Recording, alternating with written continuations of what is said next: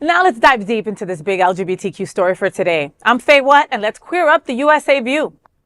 Evan Lowe named new president and CEO of LGBTQ+ Victory Fund and Institute. Evan Lowe, former California Assembly member and congressional candidate, has been named president and CEO of the LGBTQ+ Victory Fund and Institute.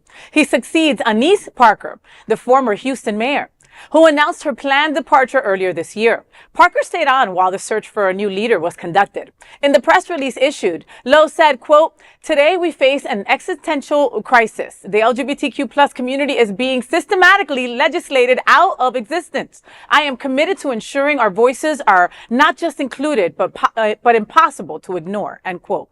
The Victory Fund works to elect openly queer candidates while the Institute trains them for public office.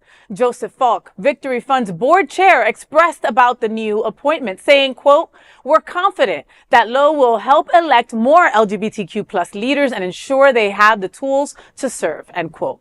Lowe, a 41-year-old gay man, has an extensive political background. He was the youngest Asian American elected to the California Assembly in 2014.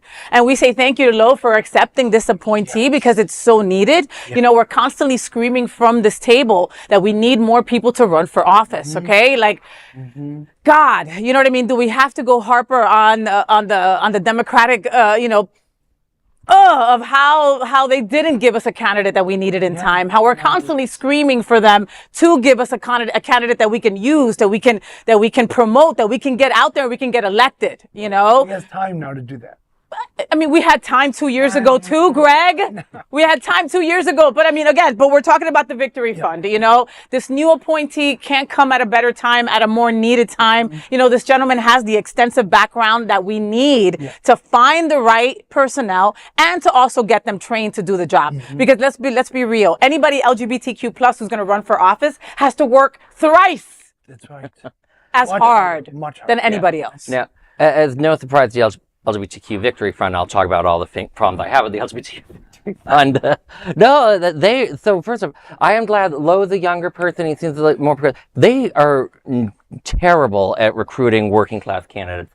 I remember when I ran for office, I filled out their 40-page questionnaire, and I like that they really want a very in-depth look and help, but they really want people of a certain financial background, I've found. And that I have a problem with.